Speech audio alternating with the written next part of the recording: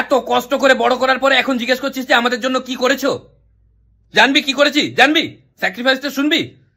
সারা দিন রাত এক করে আমরা ইনস্টাগ্রামে অনলাইন থাকতাম, তারপরে কত পরিশ্রম করে আমরা রিল বানাতাম, ইনস্টাগ্রামে রিল বানিয়ে আপলোড করতাম, কত ফলোয়ার্স বেড়ে গেছিল, ব্র্যান্ড প্রমোশন করতাম, যত বেটিং অ্যাপ আমি প্রমোট করতাম, লোককে জুয়া খেলতে বলতাম। তোর মা রেগে যেত যে কেন লোককে জুয়া খেলতে বলছো, নিজে না খেলে।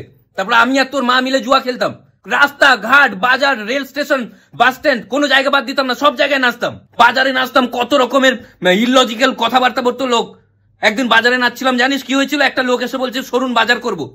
আমি বললাম রিল বানানোর জায়গায় কেউ বাজার করে?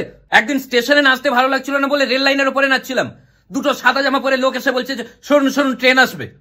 আমি একটা রিল বানাচ্ছি, ট্রেন 5 মিনিট দাঁড়াতে পারে না? আমাকে প্রতাপপুরের প্রভুদেবা বলা হতো, আর তোর মাকে নন্দকুমারের নোরা ফাতেহি। আমার একটা বন্ধু কত সুন্দর স্টান্ট করতো, ট্রেন থেকে এরকম মুখ বের করে দিয়ে একদিন স্টান্ট করছিল, একটা খুঁটিতে লাগলো, মারা গেল। সবাই ওকে দোষ দিচ্ছে, এত অমানবিক কেন? যে রেল চালাচ্ছিল, ট্রেনটা চালাচ্ছিল, তার দোষ নয়?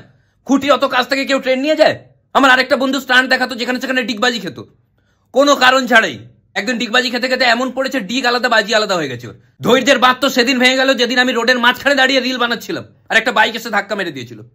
সেদিন আমি থামিনি, কলার ধরে নিয়েছিলাম, এই রিল বানানোর জায়গায় বাইক নিয়ে কি করছিস তুই? তারপর পুলিশকে বললাম, পুলিশও ব্যাপারটা বুঝলো, কেননা পুলিশও ইউটিউবার ছিল।